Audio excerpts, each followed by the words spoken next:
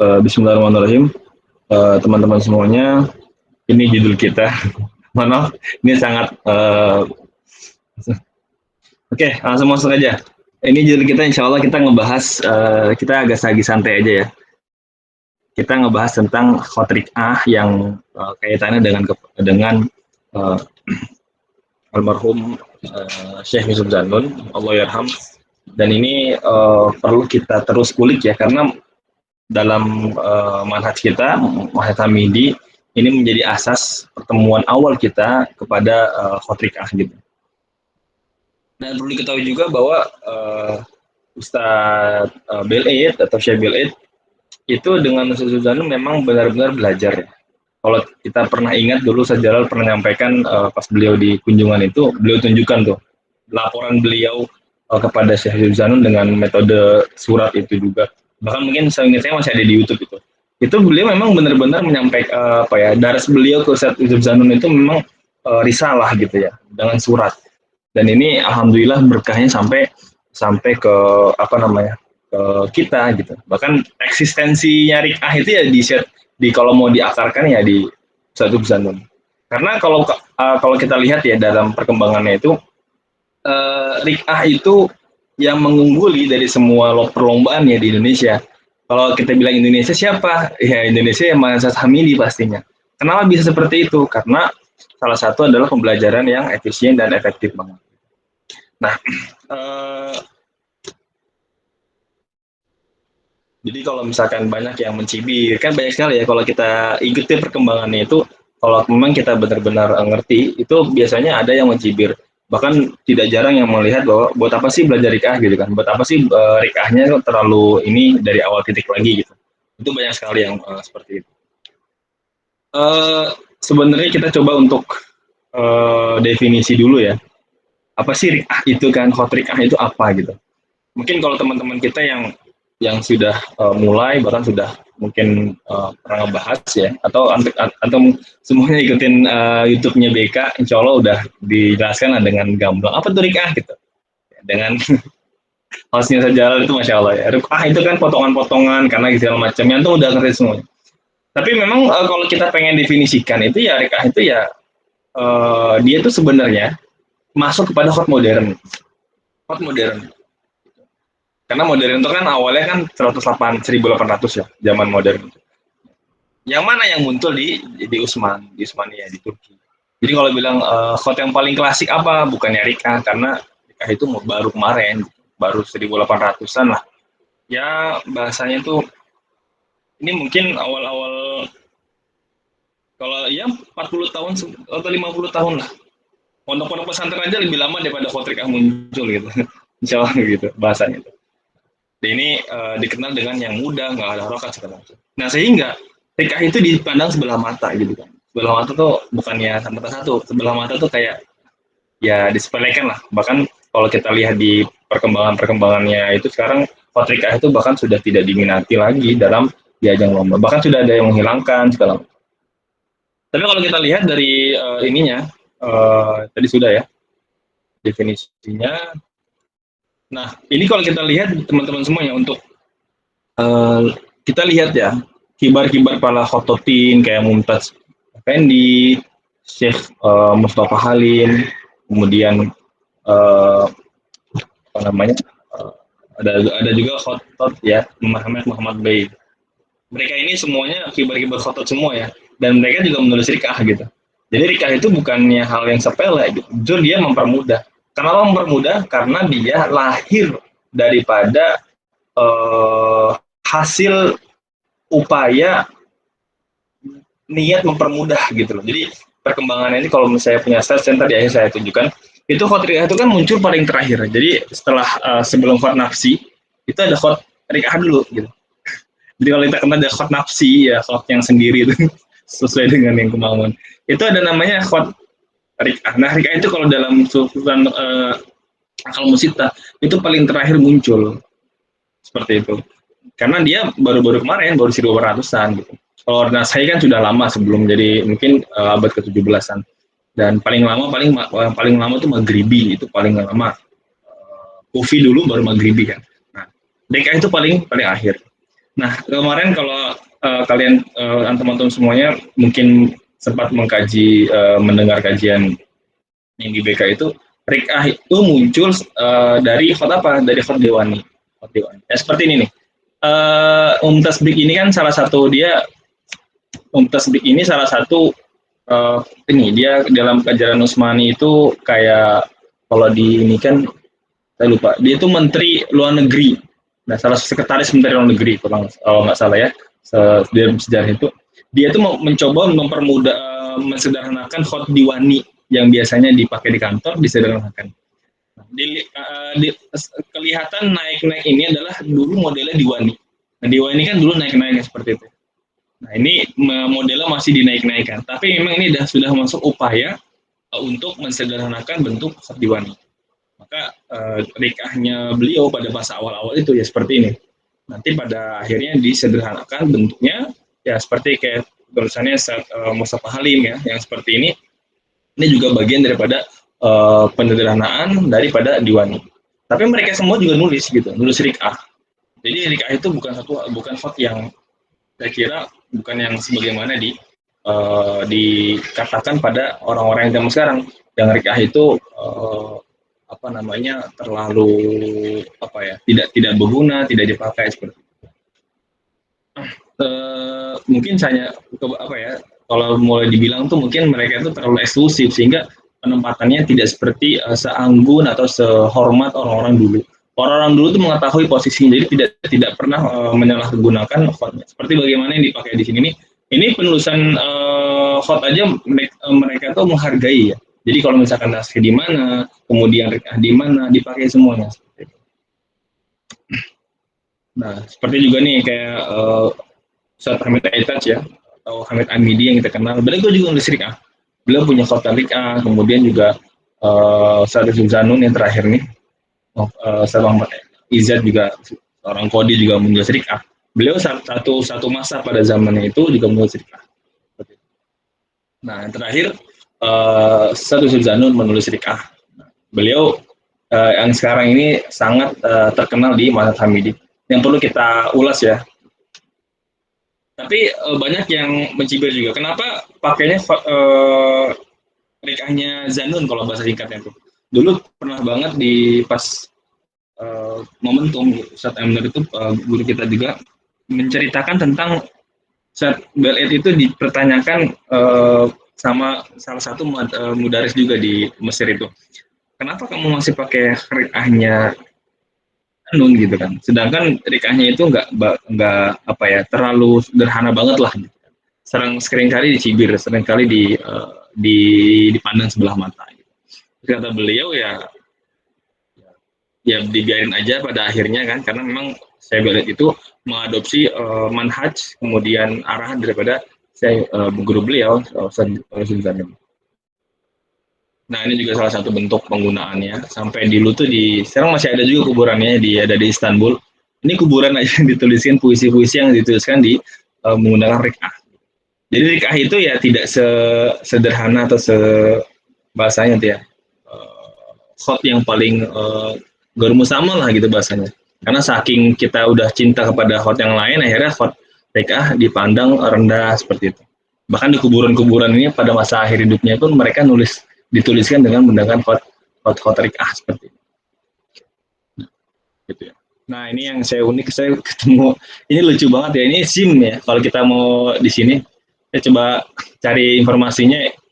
Ini SIM pada zamannya ini pada awal-awal abad 20 itu, ini menggunakan khot rikah. Gitu. Kalau kita zoom ya, itu khot rikah. Rukhsat resmiyah gitu. Ijazah Tasimah itu saya bahasa Turki. Terus saya cari informasinya pada ini Istanbul. Ini menggunakan bahasa Turki. Ini SIM. Pada zaman itu ya digunakan menggunakan bahasa Turki. Nah, terus kita masuk kepada materi ya. Terus kemudian masuk kepada rikahnya Zanun. Apa sih yang kalau kita lihat ya, antum biasanya kita semua tuh sering banget menggunakan buku ini gitu. Tapi mungkin di akhir-akhir ya sudah masuk kalimat baru kita pakai buku ini. Buku ini tuh sudah tersebar di mana-mana, alhamdulillah. dan bahkan di internet sudah ada yang sering kita pakai, kemudian kita jadikan landasan. Nah, kemudian muncullah nanti pada masa polemik kepada bentuk-bentuknya gitu. Kenapa sih bentuknya seperti ini tidak sama dengan di buku? Itu sering banget. Dulu pun kami masalahnya di situ. Seringkali timid itu mempertanyakan kenapa bentuk yang dikasih sama guru kemudian yang ada di buku beliau Yusuf Zanun itu berbeda. Nah, nanti kita jawab di akhir. Tujuannya apa sih Yusuf Zanun menciptakan buku ini gitu? Terus keunggulannya apa daripada yang lain? Nah, ini yang sebenarnya ingin menjadi inti materi saya adalah penekanan di 2 poin. Nah, ini yang mungkin kalau kita sering banget ya mempertanyakan apa sih tujuan daripada buku ini.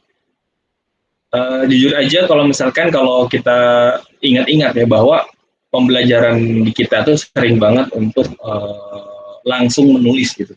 Tapi kalau untuk ketika di diskusi, banyak pelajar-pelajar yang mungkin di Indonesia khususnya itu tidak mengetahui tujuan daripada penggunaan buku ini, sehingga banyak yang tidak sedikit mempertanyakan bentuknya gimana, kemudian ini bisa tidak kan, katakanlah dipakai untuk lomba, katakanlah dipakai untuk yang lain.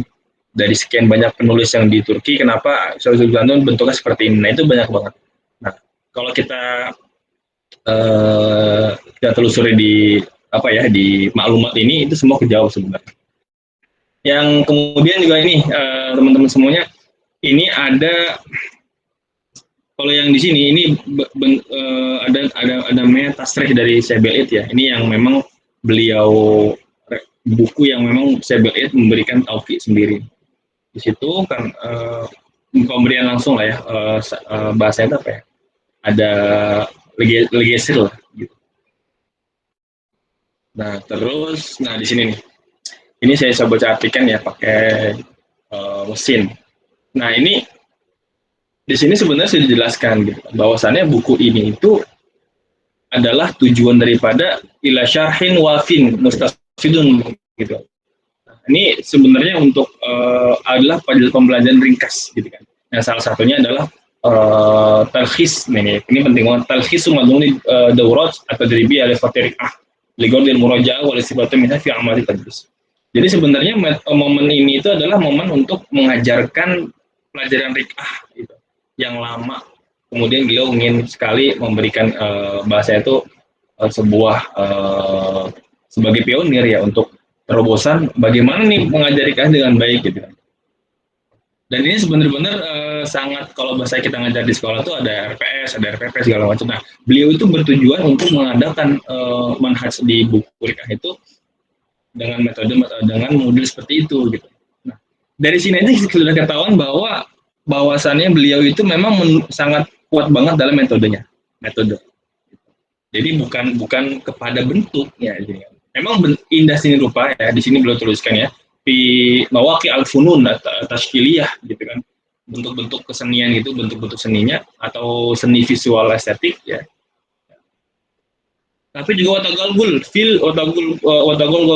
fi a'maqi tarikh hadil ummah al-majidah wa hadaratiha al-bahir. Nah, ini seni sastranya. Kemudian kalau kita lihat dari buku yang beliau susun ini sebenarnya banyak banget ya. Saya di halaman yang kedua ini, ketiga, keempat ini, beliau sangat sering kali di sini sangat dijelaskan apa yang beliau maksud daripada pembelajaran beliau, terkhusus daripada bentuk-bentuknya. Next ya, jadi kalau kita lihat ada 1, 2, 3, 4, 5, 6, 7, 8, ini metode beliau semua di sini, dan beliau rumuskan bagaimana buku ini bisa dipakai dalam metode pembelajaran yang 1 pekan sekali. Beliau kalau di sini ada penjelasan di sini ya, kalau kita lihat ini ada penjelasan ini.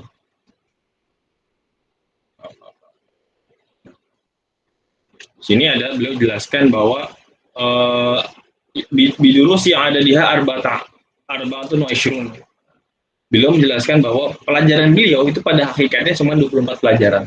Nah, dari pelajaran TK yang banyak itu, beliau mengkategorikan buku ini itu ada 24 materi. Nah, otomatis kelompok-kelompok itulah yang harus kita ngerti. Jadi nanti kita bisa ngerti karena gini, ininya kasusnya adalah banyak orang yang tidak ngerti bagaimana caranya menyambung ta dengan ta. Nanti bagaimana cara menyambung ba dengan dal. Padahal dalam pembelajaran itu sudah termasuk gitu. Nah, ini sangat seringkali terlewat gitu. Karena nanti kalau misalkan kita sudah ngerti bagaimana sambung-sambungan gitu, maka di buku 2 katakanlah kita akan mudah untuk memahami itu. Jadi kasusnya gitu. Karena kalau kita lihat metode beliau itu sangat mudah, bahkan orang yang awam pun ketika masuk ke materi ini pasti akan bisa belajar triknya. Contohnya saya juga gitu kan. Ketika masuk metode ini sangat mudah gitu, dari titik kemudian titik 2 kemudian alif ya kan, ba, ta gitu. Jadi saya sebenarnya pengen mencoba menunjukkan satu contoh ya, bagaimana huruf asasiyah itu yang dimaksud oleh Syed Ridwan itu adalah huruf-huruf yang memang itu bentuknya itu sangat berkesinambungan. Kenapa titik kemudian titik 2 itu apa hubungannya gitu kan? Salah satu hubungannya adalah ukuran panjangnya titik 2 itu, noktotem itu. Nah, kemudian yang ba tadi dari huruf ba ya sampai ba, mim, ya, kof, sod, ha gitu kan. Ini kan huruf asasiyah nih. Ini semuanya diawali dengan titik 2. Nah, seperti itu. Nah, kemudian apa hubungannya antara huruf-huruf ini? Salah satunya adalah di awal ya. Ini mohon maaf sekali nih, sebenarnya saya pengen buat visualisasi tentang ini. Nanti insya Allah kalau momen yang pas ya, atau di kalian kesempatan saya buat.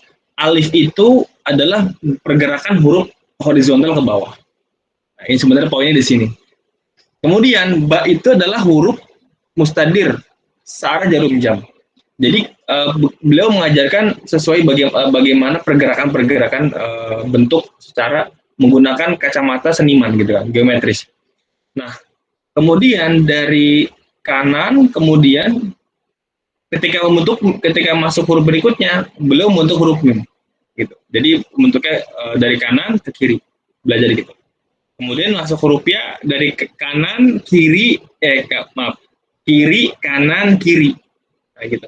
Makanya kenapa pertanyaan kenapa sih hurufnya ini bukan yang lain gitu kan. Nah, ini sebenarnya ada asrornya di situ. Salah satu adalah pergerakan-pergerakan pena tadi. Karena beliau mengajar lama di sekolah dan beliau juga bagian daripada alumni sarjana mengajar gitu. Sarjana guru. Kemudian yang huruf kof, ya beliau juga bentuk huruf kof. Kemudian sod gitu kan. H dan H. Dan ini yang ditunjukkan ini sebenarnya bukan asli tulisan yang dimaksud oleh Syed Ridwan. Terus dari mana tulisan yang asli beliau? Tulisan beliau yang asli itu adalah yang beliau contohkan ke Syekh Bal'id Ahmidi. Beliau menyampaikan ke Syekh Bal'id, kemudian Syekh Bal'id kemudian beliau mengajarkan kepada muridnya lagi. Nah, itulah tulisan Syekh Ridwan yang dimaksud daripada yang ini. Karena beliau ini hanya sekedar untuk apa? Untuk memberikan penjelasan. Nah, masuk lagi ke sini. Nah, dari sini kan, maaf ya, ini saya benar-benar harusnya divisualisasikan. Tapi, insya Allah cukup lah ya, seperti itu. Baru mustakhrajat. Mustakhrajatnya sangat ini banget ya, sangat nyambung. Dal, kemudian huruf ro, kemudian huruf sin, to, ain, fa. Nah, dal itu adalah mustakhrajat dari mana? Dari huruf ha. Mana hanya? Hanya yang tadi.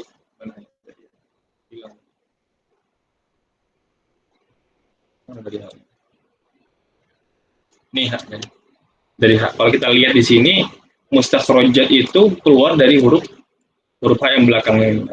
Ini huruf dal. Kemudian ro adalah dari huruf H juga. Sin juga dari huruf sod. Potongan-potongan ini sebenarnya jelas banget disampaikan ketika kita tahsidaris ya. Kemudian ain adalah dari huruf H yang ini. Kemudian fa kepalanya waw gitu kan, bawahnya huruf ba, kemudian kaf dari alif, bawahnya huruf ba. Nah, seperti itu. Beliau pola pembelajarannya itu memang pembelajaran yang sangat terpatah-patah dan itu luar biasa.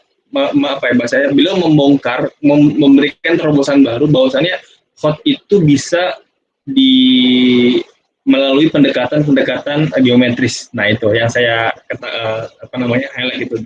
Jadi yang biasanya dulu tuh dari huruf alif, kemudian huruf ba gitu kan, abjadiyah mulainya, yang biasanya langsung dimulai yang 14 tahun kata kata Sibel itu kan, 14 tahun baru selesai itu khot naskahnya, itu bahasanya itu pasti ada yang salah dalam, ya kita keburu tua dulu kan, belajar khot nasi nggak selesai dulu seperti itu.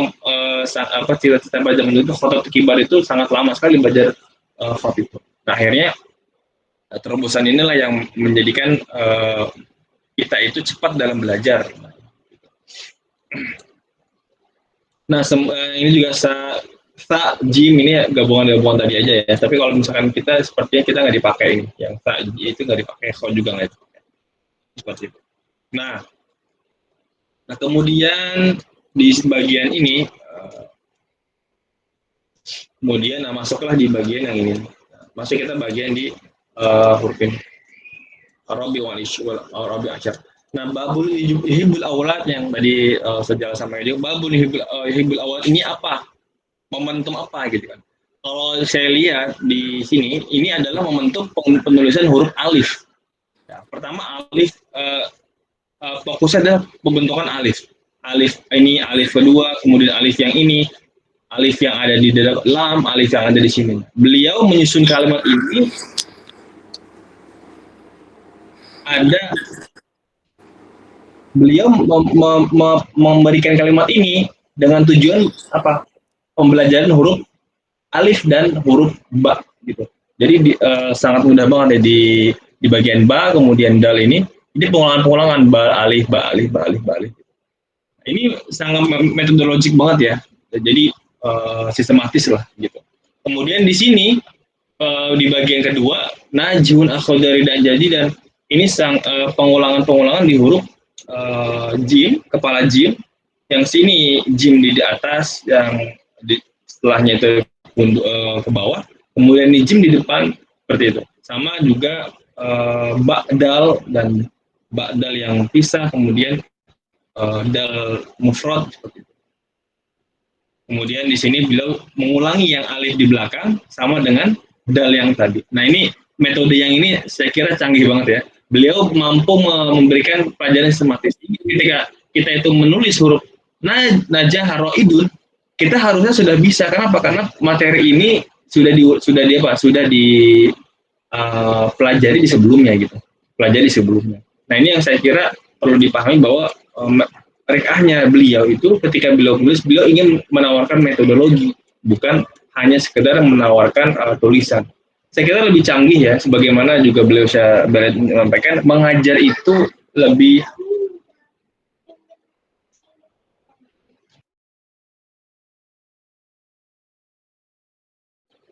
metodologi yang lebih penting daripada sekedar untuk membuat karya. Nah, ini yang memang perlu kita syukuri bahwa kita sudah mengenal metode belajar kaligrafi, sudah mengenal metode ini.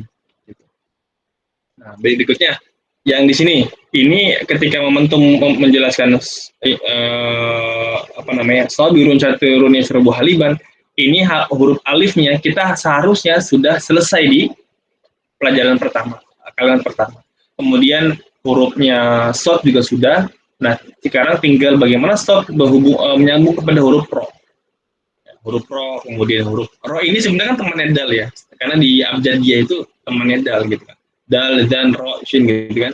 Nah ini beliau mengenalkan huruf short, kemudian huruf shin di tengah gitu kan. Nah ini susunannya perkembangannya tidak meninggalkan contoh yang sebelumnya. Nah kemudian di sini beliau juga menjelaskan yang baru nih, yang berikutnya Rasul Anasin Abil, beliau sudah masuk ke penjelasan yang huruf anas. Nih contoh, yang di anas ini dari huruf ba yang belakang gitu. Dan sampai akhirnya pada berikutnya Nasrul Wasit seperti itu. Kemudian Abdulnya akan Zigurobi ini di ain, kemudian ain di tengah, ain di akhir, ain di depan. Ini beliau kumpulkan dalam satu kalimat yang luar biasa, sangat bahasanya itu bisa ya. Kita kan sebenarnya kan juga bertanya-tanya, kok bisa ya beliau itu mengumpulkan satu kalimat yang bagus, kemudian juga menghimpun kaidah yang diperlukan gitu kan. Nah ini yang sangat perlu diketahui metode ini. Kalau kita nggak belajar metode rikahnya Syekh Yusuf Zanun, itu bisa dipastikan kita akan belajar dengan bingung gitu kan. Kita akan bingung. Karena kalau kita bertemu dengan metode lain itu bisa kemungkinan sulit. Karena apa? Karena biasanya bentuk-bentuknya juga sangat sangat kompleks, kemudian juga tuntutannya sangat tinggi gitu. Jadi memberatkan pelajaran-pelajaran yang mungkin katakanlah belum pernah kelafat sebelumnya. Nah sampai akhirnya berikutnya ya ini yang insya Allah kita sudah familiar. Nah baru masuklah di sini sudah mulai banyak nih karena sudah mengerti semuanya. Nah teman-teman ini sampai akhir ya, sampai seperti ini gitu kan. Nanti kalau kita udah ngerti sambungan-sambungan yang katakanlah yang paling dasar gitu, nanti ketika di buku 2 pastinya kita lebih ngerti, tidak perlu hal-hal yang basic. Contoh kayak gini nih, kapan boleh atau boleh gak kita, contoh kayak gini, kemarin tuh kalau nggak salah sambungan kayak gini nih, tak la itu depannya ada hubung, ada kepalanya apa enggak. Di sini sebenarnya di bukunya Muhammad Zubzalin sudah jelaskan gitu, ini boleh, ini nggak boleh, ini jawaz, ini wujub. Nah, yang di depan ini nih, yang ada kepalanya wajib, baksin harus ada depannya gitu. Nah, nun sod harus ada kepalanya, to ada kepalanya. Nah ini kalau kita nggak hanya nulis aja kemudian kita nggak kita akan salah dalam penggunaan ini seperti itu. Nah, gitu. Terus terakhir yang ini juga ya, ini terakhir kita juga diajari untuk apa ya, tapi yang tidak ada kepalanya itu adalah yang ini yang ada kepalanya, yang ini nggak ada kepalanya, nggak ada kepalanya ya hilang. Baha ya, yang kepalanya hilang ini baha turun ya bentuk seperti ini. Oke, nah sebenarnya ini materi panjang ya, cuman qadarullah saya belum terlalu menyiapkan slide yang banyak karena sebenarnya yang saya jelaskan ini harusnya bentuknya itu contoh tulisan tangan. Tapi ya astaghfirullahaladzim ya untuk momentum ini saya ingin jelaskan itu saja, menyampaikan bahwa buku ini gitu saya bisa juga mempertanggungjawabkan apa ya bahasanya itu. Yang ingin saya sampaikan ini bahwa memang buku ini itu yang sangat diunggulkan adalah metodologinya. Kalaupun kita renungi, kita akan bingung jawabnya gitu. Kalau kita nggak ketemu dengan buku ini, terus kita menemukan susunan itu dari mana gitu. Kita mau cari kemana? Saya pernah menemukan salah satu kajian rikah juga yang luar biasa itu susunannya itu sangat panjang dan ribet gitu. Nah, Syekh Yusuf Zanun yang katakanlah beliau baru lahir beliau hidup di zaman abad ke-20 itu bisa menemukan ini sangat luar biasa gitu. Jadi kalau misalkan kita sudah belajar, yang saya maksud adalah kita tidak perlu mempersoalkan lagi untuk bagaimana Syekh Yusuf Zanun itu kenapa kita pakai gitu, padahal beliau itu sangat basic gitu. Nah ini sebenarnya untuk bahasanya itu untuk breakdown aja yang pernah beliau sampaikan. Saya balik kenapa menggunakan bukunya Syekh Yusuf Zanun, karena dulu ada momentum yang beliau itu sangat diremehkan katakanlah, padahal yang dimuat di ini adalah semua kaidah semua dan metode belajar gitu ya. Nah ini di sini kalau mau dijelaskan ya ini banyak banget. Pertama intinya adalah gaya tulisan rikah Syekh Yusuf Zanun itu merupakan bagian mempermudah pembelajaran siswa. Jadi kalau misalkan ada yang sulit belajar khot, yang belum pernah kenal khot sama sekali, sebaiknya dimulai dari mana? Kalau dia pengen menjadi bener-bener kaligrafer, mulai dari rikah. Karena yang khot yang lain pasti agak sulit. Karena khot rikah itu ketika kita mengenal rikah, maka diwani lebih permudah lagi. Diwani jali lebih mudah lagi. Nasa'alik lebih mudah lagi. Kemudian sampai tahapan naskhi ya, seperti itu. Sampai sulus. Nah di sini di depan ini nanti ada artinya kok ya. Jadi beliau itu dulu itu mengajar di salah satu sekolah ya, inti dari tes ini adalah kemudian beliau dituntut untuk membuat sebuah metode pelajaran yang mudah. Qadarullah, keberkahan sekolah itulah yang mengatakan beliau bisa menyusun buku itu. Alhamdulillah pada saat ini sudah 100 tahun umur buku itu. Dari sejak beliau buat sampai sekarang, itu umur buku itu hampir 1 abad. Nah ini kalau kita mau bergengsi apa, kalau kita mau bersyukur atau bergembira, ini kita apa ya, yang paling eksis bukunya itu dia Syekh Zanun.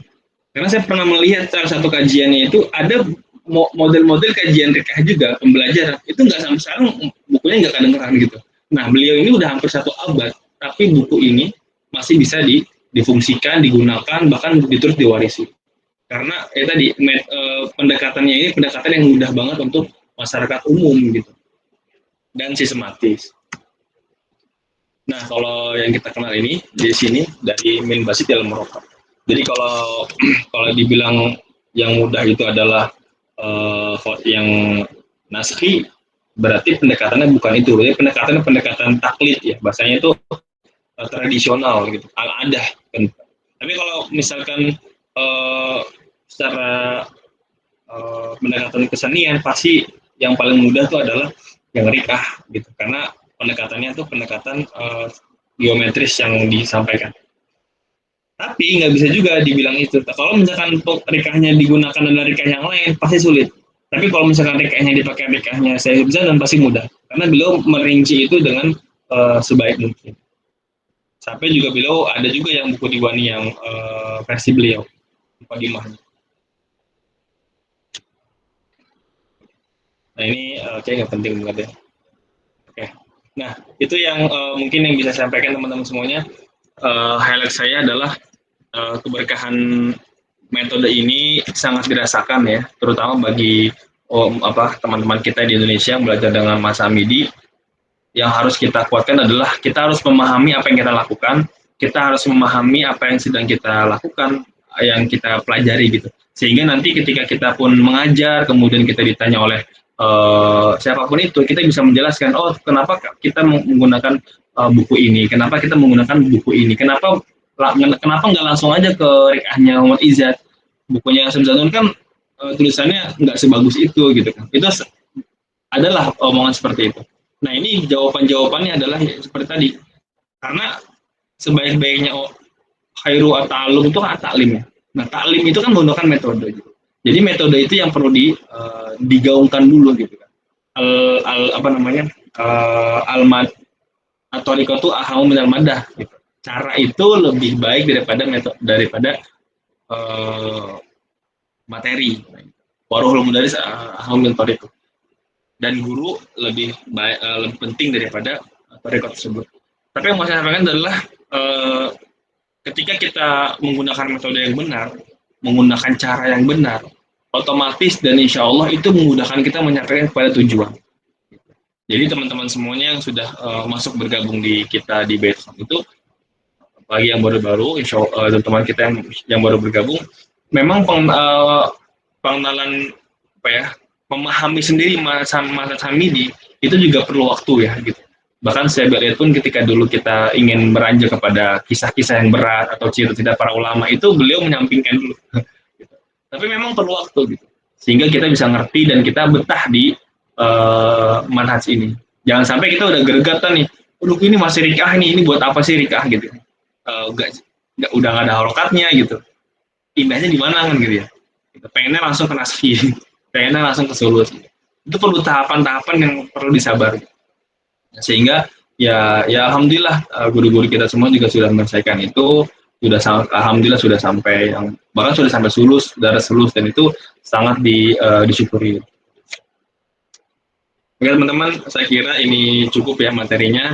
Nanti kalau ada kesempatan lagi bisa saya uraikan lagi bentuknya visual insya Allah ya untuk materi-materi tadi yang berkaitan dengan ini. Sehingga dalam penjelasannya itu benar-benar kafin ya. Kalau kita, karena saya pun sendiri kalau misalkan momentumnya sedang lagi kosong atau memang lagi pas ya sikonnya itu, penjelasan beliau itu tidak sekedar penjelasan yang ada di buku ini ya, penjelasannya banyak, bahkan detail banget itu. Saya pun kalau misalkan saya lagi pas kondisinya itu bisa sangat detail. Maka benar kata Jalal, yang harus kita pastikan itu adalah menghadirkan suasana kehidupan di kelas itu. Salah satunya adalah ya tadi, semoga ke depan nanti tasbih itu ya seminggu dari 2 itu ya salah satunya bisa online dan itu open kamera gitu di Google Meet atau di Zoom. Jadi kita benar-benar merasakan suasana kelas, hadiran itu ada. Jadi kita ketika guru itu menerangkan ya mereka melihat gitu. Nah, itu kan metode juga, jangan sampai hilang momentum itu. Nah, seperti itu. Jadi yang ingin saya highlight ya adalah kita harus memahami apa yang kita sedang lakukan. Insya Allah itu lebih betah daripada kita tidak mengetahui apa-apa. Terutama di buku satu ini yang sering kali banyak uh, omongan, terutama di dulu saya. Kenapa? Iya, satu lagi. Kenapa kita tidak diperkenankan untuk langsung megang buku gitu kan? Kalau misalkan dulu di pondok itu kita biasanya megang buku itu pas sudah kalimat gitu. Kenapa? Ya memang karena yang dipelajari CBLE sama yang di buku ini ada talakinya di situ. Bukan ini tulisan yang beliau mau. Gitu. Karena yang saya sampaikan itulah darah sakit. Saya juga pernah diberikan salah satu momen contoh dari tulisan guru kita, saya Nur itu tasih CBLE. Itu detail sekali. Dan penjelasan itulah yang harusnya kita bawa. Gitu. Bukan buku ini. Nah buku ini hanya perantara. Bahwasannya buku ini tuh bermetode loh gitu. Buku ini tuh punya manhaj loh. Buku ini berdasarkan sistematis gitu. Nah, kalau misalkan mau dibuat kajian skripsi bisa aja sebenarnya. Assalnya apa gitu? Apa namanya itu sistematisnya di mana buku ini gitu kan. Sehingga kalau dikaji itu ada tanggung jawabnya gitu. Nah, ini perlu banget kalau misalkan kita mau lebih detail lagi untuk mengkaji buku ini. Sehingga buku ini tuh memang benar-benar bahasa itu relevan, kemudian bisa memiliki nilai akademik. Oke teman-teman semuanya, terima kasih banyak untuk waktunya. Ya, mungkin sedikit berat ya, atau jenuh gitu. Saya nggak tahu juga.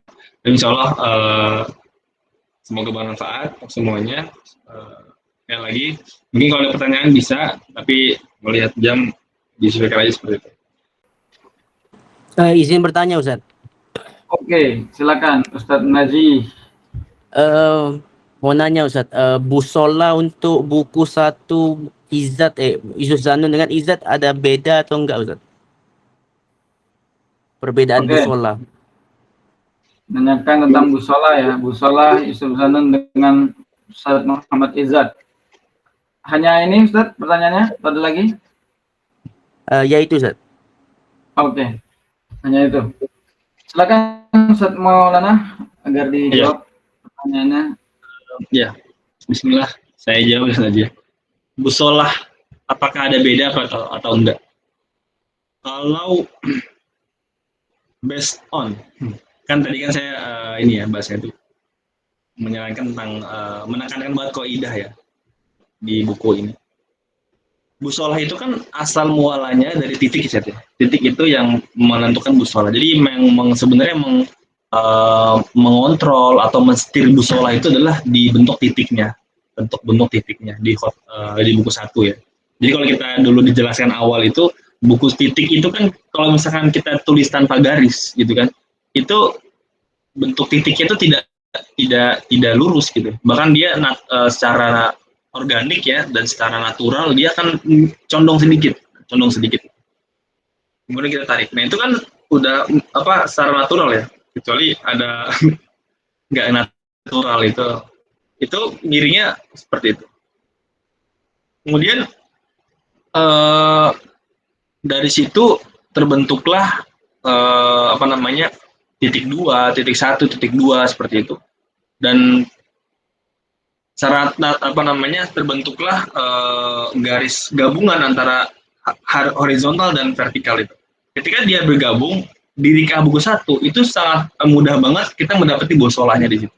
Nah, busolahnya didapat seperti itu. Nah, untuk buku 2, bagaimana kita mempelajari buku 2? Apakah sama atau dengan buku 1? Kalau menggunakan metodologi yang tadi ya atau bahasa cara yang tadi dipelajari, kalau saya sendiri busolah yang ada buku 1 dan buku 2 itu berbeda. Buku 2 itu lebih miring daripada buku 1. Sedikit lebih miring. Kenapa bisa sedikit lebih miring? Karena susunannya lebih canggih ya, dia bisa lebih bagus gitu. Dia ada ada penyesuaian tarkib yang itu harus memang posisi hurufnya itu harus sedikit miring agar huruf itu bisa lebih padat gitu. Contohnya kayak apa? Contoh kayak ini nih. Min tilmidzi Sayyid Muhammad Syafiq Al-Ma'ruf ya. Ini abad sekian ya. Mungkin tapi setelah Majapahit lagi. Ini abad Sayyid Muhammad Syafiq Al-Ma'ruf ini. Saya pernah dapat sanatnya itu, lihat sanatnya itu Masya Allah beliau sangat lama. Antum lihat di sini. Ini kemiringan-kemiringan ini beda dengan kemiringan buku satu. Nah itu, yang memang ini sangat lebih miring ya daripada buku yang buku satu. Karena buku satu itu busolahnya untuk mukaddimah saat ya. Kalau bahasa itu ya, pengenalan. Terus antum mau pakai yang mana gitu? Ya saya saranin pakai yang Muhammad Izzat aja gitu untuk lomba. Apakah boleh atau tidak? Ya dicoba aja gitu. Saya dicoba yang buku satu pakai buat lomba gitu. Nggak apa-apa. Tapi saya kira akan kesulitan. Kenapa? Karena beberapa penggunaan itu tidak familiar gitu. Karena ijazah kita saja itu menggunakan buku satu, buku dua. Kenapa saya tidak menyarankan kita buku satu? Itu pertanyaan. Kalau misalkan ijazah kita diijazahkan buku satu, kenapa pas ijazah akhir tuh penulisan hilayahnya tidak menggunakan buku satu? Karena memang tujuannya buku satu bukan untuk ditulis sebagai ijazah, itu hanya metodologi yang pengenalan mukadimah. Dan beliau juga tahu saya Zanun pada momen itu beliau lisuhul talamid gitu kan, tashilan di kita. Nah kita harus meng-highlight itu sehingga kita tidak perlu susah payah untuk menganalisis gitu. Karena sudah pernah ada yang guru-guru kita mengajarkan ya kita pakai. Saya pernah dulu salah satunya itu momentum menggunakan numnya di ijazah terakhir itu ada baina katibun nubuwah. Itu saya pakai model buku satu. Terus sama ini di kerok sama beliau saya menurut diganti model buku dua. Itu menandakan bahwa memang udah kita pakai saja yang buku dua. Buku satu kental banget dengan kaidah-kaidah yang kaku, kemudian kayak puzzle lah bahasanya, bisa dicopot-copot gitu. Contoh kayak huruf rikah ini. Ini rikah yang ain, ini bisa dipakai jadi huruf mim. Gitu kan. Ini kayak puzzle banget di situ. Tinggal copot-copot aja ini alifnya di sini gitu. Ini bisa. Tapi di buku dua itu berbeda seperti itu. Ada lagi, Ustaz Najih? Yang lain? Udah Ustaz, jelas Ustaz. Syukron Ustaz. Insyaallah. Terima kasih Ustaz Najih. Di sana udah 10:30 kayaknya di Malaysia. Ustaz Najih ini juga Masya Allah sudah punya murid ya di Rik'ah. Semoga bisa istiqomah punya banyak murid di sana. Yang lain mungkin ada ingin lagi berdiskusi, bertanya dan sebagainya. Baik Ustaz, izin. Oke, silakan Ustaz Yohandi. Baik, bismillahirrahmanirrahim. Assalamualaikum warahmatullahi wabarakatuh. Sebelumnya terima kasih kepada Ustadz Maulana yang telah memaparkan materinya yang luar biasa, bisa dipahami oleh kita semua. Sebelumnya saya mau menyampaikan bahwasanya pembelajaran di Bait Khot itu benar-benar terasa gitu manfaatnya, apalagi dengan diperkenalkannya beberapa metode, kemudian dalam tasih juga disampaikan lebih detailnya. Bagi saya gitu Ustadz yang sudah ke buku 2, alhamdulillah, dan mudah-mudahan bisa berlanjut ke materi selanjutnya gitu. Alhamdulillah bisa mengambil faidah yang luar biasa begitu. Nah, terkait dengan khot yang satu ini, khot rik'ah, mungkin bagi saya di buku 2 merasa kurang referensi begitu Ustaz. Jadi yang saya mau tanyakan itu apakah ada gitu referensi baik itu di buku PDF yang bisa di-download atau khototoh gitu, kaligrafer dunia atau Indonesia gitu yang bisa dijadikan referensi dalam penulisan khot rik'ah ini. Karena saya cari-cari tulisannya Ustadz Maulana gak ada gitu di internet. yang khusus apa menulis khotrikah gitu secara apa nama panjang gitu ya. Nah mungkin itu Ustadz, biar kita gitu sebagai murid yang belajar di Bait Khot ini yang memakai manhaj Hamidi ini tidak salah gitu dalam pembelajaran atau salah referensi begitu.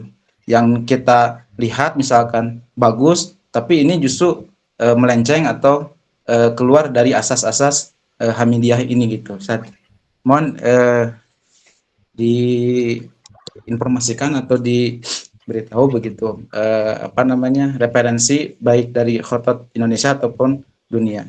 Baik, terima kasih Ustaz. Oke, Silakan. ya, pertanyaannya menarik sih, ya. Alhamdulillah. Terima kasih untuk pertanyaannya. Jadi asal lo Babul Fahmi itu benar ya. Jadi kalau pertanyaan bagus sih ya akan yang lain kecipratan hikmahnya gitu. Oke, Seth. Gini, Seth. Jadi kalau kita itu salah satu ya saya ini menukil referensi dari Khotot Kabir ya, Sejaluddin. Jadi saya pernah dulu ya tahun 2022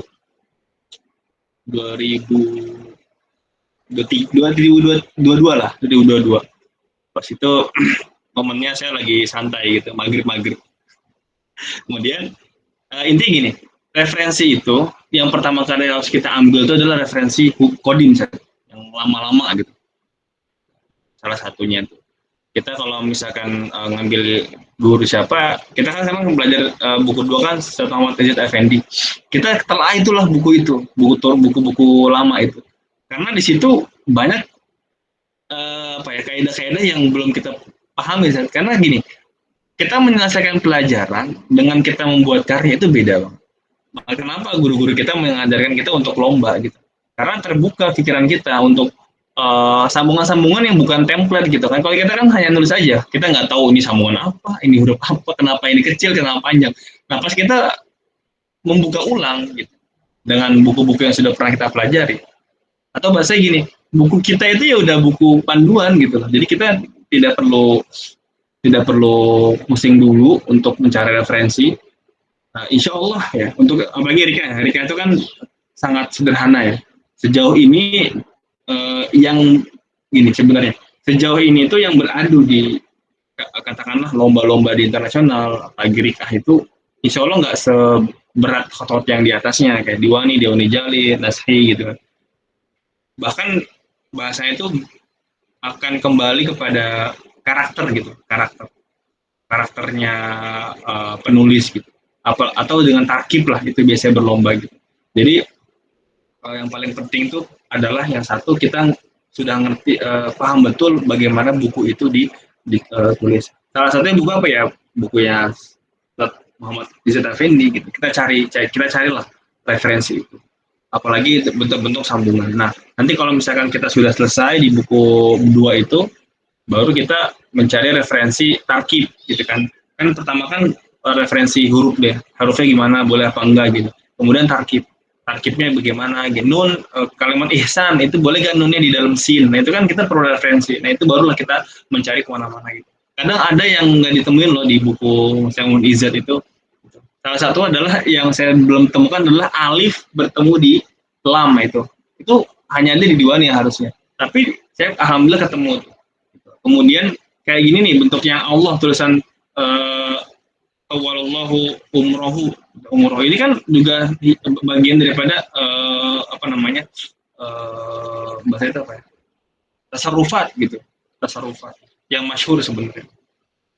Ini tapi sebenarnya ada sih di bukunya beliau yang di atas, tapi saya baru ngerti pas ini huruf ini dipakai di bahasa Arab gitu, di referensi yang lain. Nah ini juga sama, maksud saya bukan referensi, maksudnya tetap tulisan beliau gitu, seperti itu. Nah itu sih saran saya Ustaz. Jadi kalau misalkan kita mencari referensi, kita pakai aja referensi buku kita dulu, kemudian setelah kita yang marja ini, baru kita cari referensi para pemenang lomba di ITB bisa, di internet bisa cari, atau langsung ke IG-nya para penulis itu yang menang-menang itu kita scrolling, kita cari tulisannya. Tapi tetap kita harus punya basic dulu, memahami betul bentuk-bentuk huruf yang ada di buku-buku kodim gitu. Itu sih mungkin, tapi saya coba saya jalan bisa menambahkan juga. Ya kalau referensi mungkin kalau yang kita lihat berkembang di dunia hot, tadi kan dibilang ada internasional dan nasional. Kalau internasional ya Yersika aja simpelnya dulu pas masih ada lomba Riqah itu, ya nggak jauh-jauh dari Muhammad Izzat. Cuma memang mereka mengolah lagi berdasarkan pemahaman masing-masing. Jadi gini Ustadz Yohandi, khot yang kita lakoni ini tuh lebih kepada khoturos ya. Khoturos itu adalah khot yang punya disiplin keilmuan yang runtun dari zaman dahulu. Sebagaimana misalnya antum belajar di ilmu fikih, ilmu akidah, itu ada imamnya, ya kan? Ada Imam Syafi'i, Imam Hambali, atau dalam akidah ada Ghazali misalnya, dan lain sebagainya. Nah, dalam khot juga begitu. Nah, makanya prinsipnya adalah kalau masalah ilmu itu ambillah yang paling kodim. Karena itulah usulnya gitu. Karena itulah sumbernya. Kenapa khotot misalnya ya, saya spill, misalnya Ustadz Ahmad Faris yang orang Mesir itu. Yaitu khot zaman sekarang. Khot zaman sekarang yang memang punya perhatian dalam turas. Ada Ustadz Faris, ada Ustadz Zakil Hashimi, ada Ustadz yaitu salah satunya yang Ustadz Yusuf Zannun yang barusan dibahas, tapi beliau sudah wafat. Itu menganjurkan kita ini jangan lebih mengutamakan yang orang-orang sekarang. Boleh dijadikan referensi, tapi kalau bisa sih yang diketahui dulu tuh yang kodim. Kodim itu artinya yang lampau yang sudah beratus-ratus tahun itu. Makanya kalau beliau-beliau itu membuka lembaran-lembaran dokumentasi, itu banyak yang kita itu merasa aneh. Ini tulisan apa? Tulisan siapa? Kok bentuknya aneh? Itu bukan itunya aneh, kitanya nggak tahu. Gitu. Nah, itulah sebabnya kayak kemarin saya nge-share bahwasanya Diwani itu dari Nasta'lik. Makanya ada foto-foto unik dan Diwani tapi kok panjang-panjang gitu. Nah, itu juga salah satu yang kita nggak tahu, padahal itu dulunya dipakai.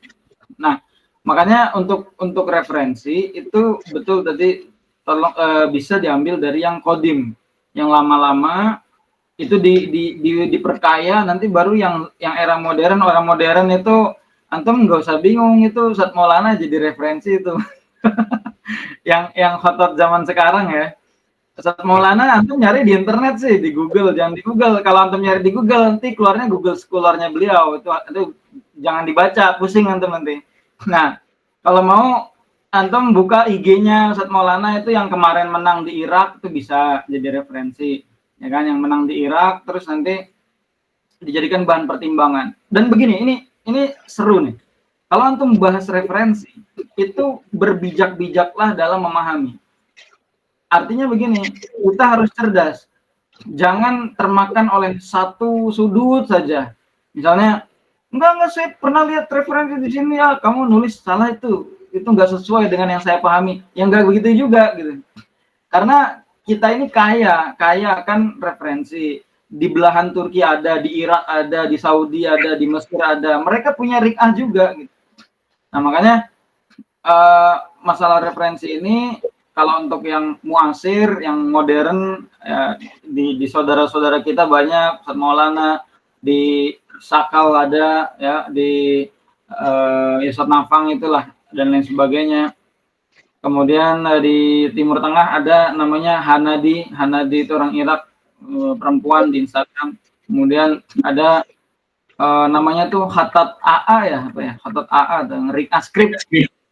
Riqah Script orang Turki asli itu. Antum cek atau antum DM Ustadz Maulana nanti minta di share akunnya ya gitu.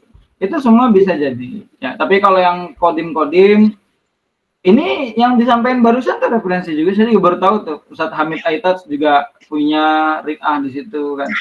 Jadi itu yang bisa. Tapi begini Ustadz, kalau perlu antum fokus dulu di izat dikuatin, di Rik'ahnya izat ini dikuatin. Kalau antum sudah megang Rik'ahnya izat, itu antum bisa mengakomodir hal-hal yang sekiranya bisa nggak ada di buku, tapi bisa diakali gitu. Diakali. Misalnya tadi disebut kayak tulisan Allahumma ya, Allahumma. Allahumma itu nggak ada di buku Rik'ah kan. Di izat itu nggak ada karena memang itu tulisannya kebanyakan tulisan Turki Utsmani kuno yang diarabkan gitu. Itu bukan tulisan Arab, jadi kita nggak paham juga beliau nulis apa gitu. Tapi kita tahu itu huruf apa kan gitu. Nah makanya referensi ini nanti ditindaklanjut di Japri Ustadz Maulana biar diberikan beberapa akun yang kredibel gitu. Oke, mungkin itu ada lagi Ustadz Yohandi mungkin yang kurang. Mic-nya Ustadz.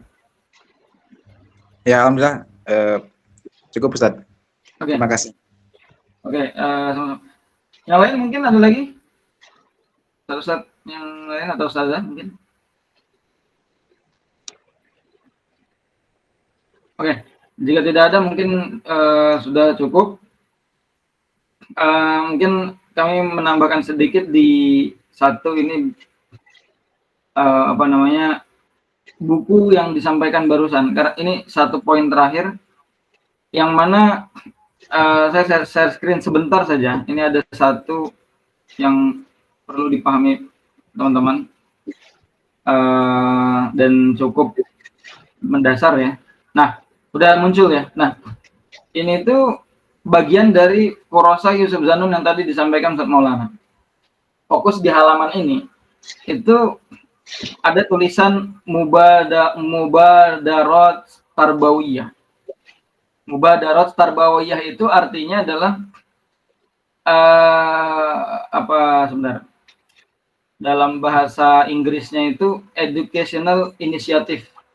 Jadi sesuatu yang dibuat secara sengaja untuk hal edukasi yang disebarkan ke pelajar. Nah, artinya apa?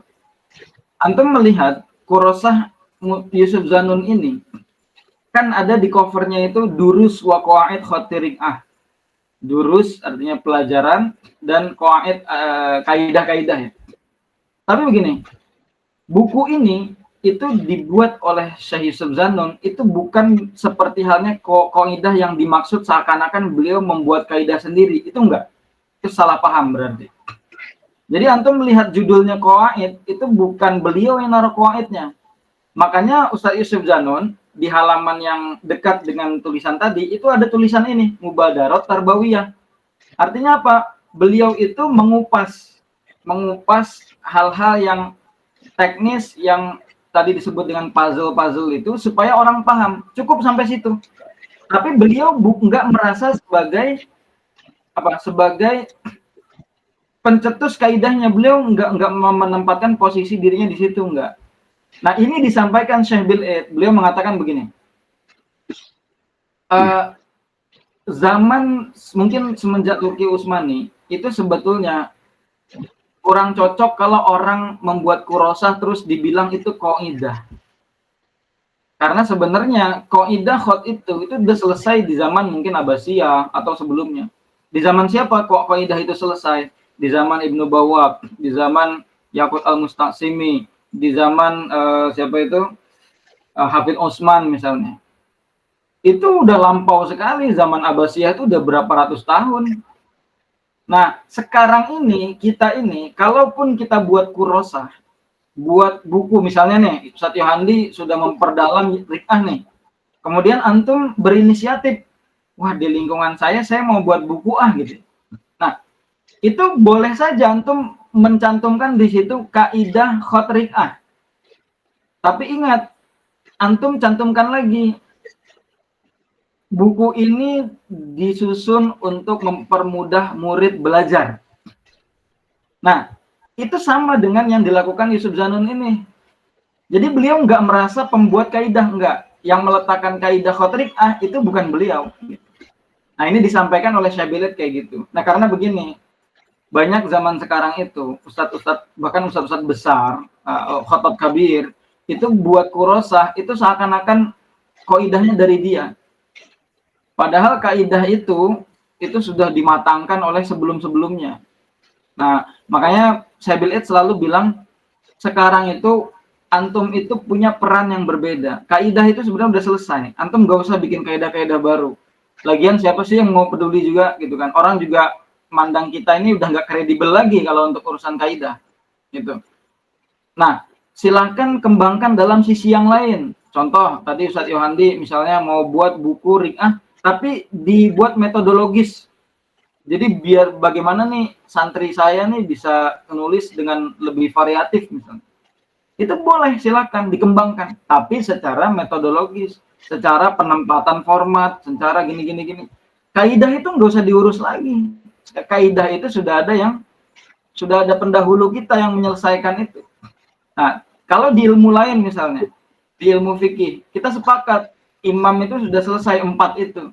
Meskipun memang dalam referensi lain imam dulu kan ada banyak juga, tapi yang masyhur itu kan 4 itu kan dalam fikih itu ya. Nah, apa sekarang mau ada yang menyaingi lagi terus buat buku, dia mengatakan saya penulis buku mazhab fikih ini, misalnya Ustadz Maulana misalnya, mazhab Zunnuraini misalnya, orang nggak ada yang mau lagi, ngapain gitu loh.